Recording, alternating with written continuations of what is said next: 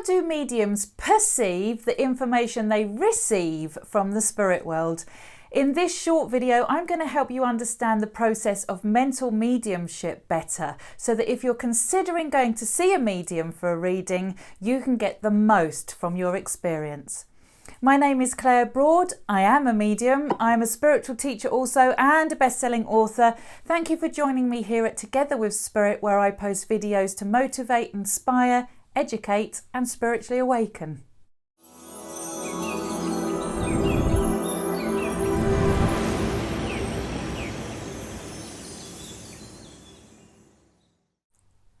Okay, so in this video I'm going to break it down into 3 short sections. I'm going to describe to you what mental mediumship is so that you have a clearer understanding. I'm going to also bust a myth that's out there. And then I'm going to describe to you what it's like from the medium's perspective to perceive information from the spirit world, how we receive that information, so that you can understand better and get the most from a sitting. So briefly, what is mental mediumship then? Well, if you've ever seen any of the daytime TV programs out there on mediums, then you are watching a demonstration of mental mediumship. In other words, the medium is using their mind, their mental faculties to perceive information coming from the non-physical realms of spirit. So you are a tripart being. That means that you have a physical body, a spiritual body, which is also your consciousness, your awareness, and you are an energy being, so your soul. You put those 3 together, that is how you are made up. When we pass from this world into the spiritual dimensions, we lose the physical body, we move into the spirit and the soul aspect of ourselves. So mental mediumship is where a physical person, the medium, opens and expands their awareness so they can connect into the mental spiritual aspect of a spirit person. And then the medium describes that to you, giving you information that hopefully you can verify or research, providing what's called evidence of survival, i.e. an experience that helps you to know that life goes on and that your loved ones in spirit are well and okay. Now, I want to bust a myth here, just as we're talking about mental mediumship. I need to manage your expectations from what you might expect a medium to be able to give you. And that's because in Hollywood, they've created an image of mediums literally seeing a deceased person walk in front of them, having a conversation like you would a physical person, passing on information, and, it basically creates a fantastic story for a film. But that's not how mediumship works in everyday life. It's not realistic to think it works that way. And this is where a lot of people can become disillusioned with the whole process because they have expectations of what they think mediums should be able to do rather than what actually transpires. So if mediumship isn't like how we see it in Hollywood movies, what is it like? Well, I am a medium. I've been working for 25 years now, connecting in with the spirit world, relaying messages in public arenas and also one-to-one settings. So, I'm going to describe to you what the process is like for me. Now, all mediums are wired slightly differently because we have strengths and weaknesses in different ways. Just like some of us are academic, some of us are more creative.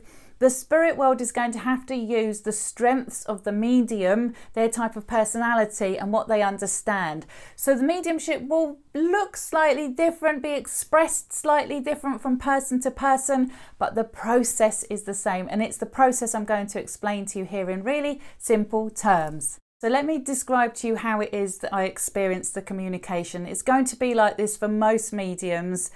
And they will be using what's known as the clairs. There's clairsentience, clairvoyance and clairaudience. They are the main 3. There are others, but for purposes of this video and keeping it easy to understand, I'm going to focus on those 3 because they're the predominantly used ones.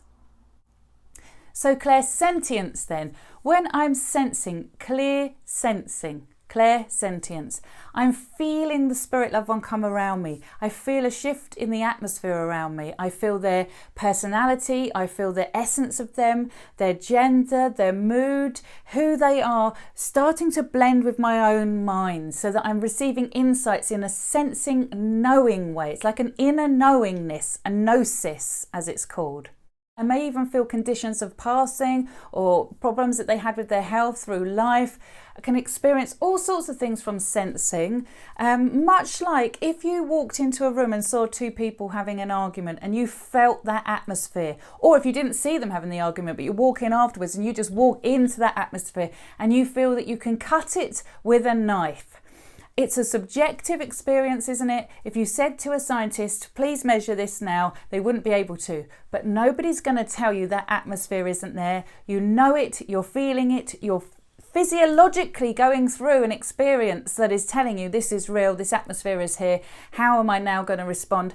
How do I interpret what's gone on here? So clairsentience is much like that, very like that, where the medium is sensing and feeling insights and knowings, and then they're trying to articulate to you what it is that they're experiencing and going through. Now, interspersed with the clairsentience, a medium may also have clairvoyance, clear seeing. I ask people who come to see me for a reading to stop and visualise their front door in their mind's eye. You might like to try it with me here. You see the number, the letterbox, the keyhole, anything that's unique to your front door. As you're visualising it in your mind's eye, it's an inner vision, isn't it? It's not with your physical eyes. That's what clairvoyance is, using the sixth sense, the inner vision, to be able to see and perceive imagery to help you understand the communication. Now, the third clair that also mediums use is clairaudience, clear hearing. And I let people know this is much like having a song play out in your head, the inner voice within you. You're not using your physical ears, you're hearing within your mind, and yet it can be very clear, just like you are hearing with your physical ears, or it can just be a quick, just think I heard that kind of sound, and the medium's trying to describe what they're going through. So as you can see, as this process unfolds then, you've got a process much like trying to understand a charade. The medium is feeling something, they're seeing something, or they've just heard something. They've got to put it together, join the dots, interpret what they are going through, and articulate it to you in a way that hopefully you understand. The medium is trying to give you information that you can go away, either verify or research, so that you can have confidence that your loved ones are well and they live on. They're trying to provide you with an experience suggestive of consciousness surviving physical death. Now, what can you do to help the medium and to get the best experience? Well, the thing to understand is it is an experiential process. Allow your medium just to go through their sensing, feeling. It's a very creative process. They're having to use, if you like, imagination, because it's coming through the mind. All these insights, feelings and knowings are dropping in, and as they're expressing to you, then just keep an open mind as to what they're trying to say to you without holding on for one particular person or one piece of information, where you then start to limit your experience of what's going on. I find that mediumship or a message comes across in layers. You take so much away on the day, and then as you go along down the days and weeks ahead, as you look back, you'll see, there was deeper meaning in that actually, and I'm understanding what it was that was trying to be portrayed there.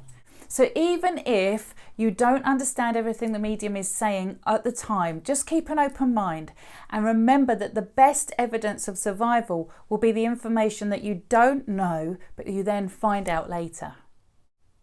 So if this video has been of interest to you, if you have learned something new, please click like now. I'd also encourage you to subscribe to my channel, because I post regular content on spiritual topics, including spirit communication, mediumship, psychic development, and much more. Also, if you've enjoyed this video, leave your comments below. Perhaps you've had an experience with a medium, or perhaps you've experienced contact with the spirit world. Maybe you are a medium or a developing medium and you'd like to share your insights too. We have a lovely community here, bringing together like-minded people who are open-minded, willing to chew over the fat together to learn and grow. So I want to thank you so much for watching this video, for being here with me, and for staying to the end to watch this bit as well. So I want to wish you well, and I hope to see you again soon.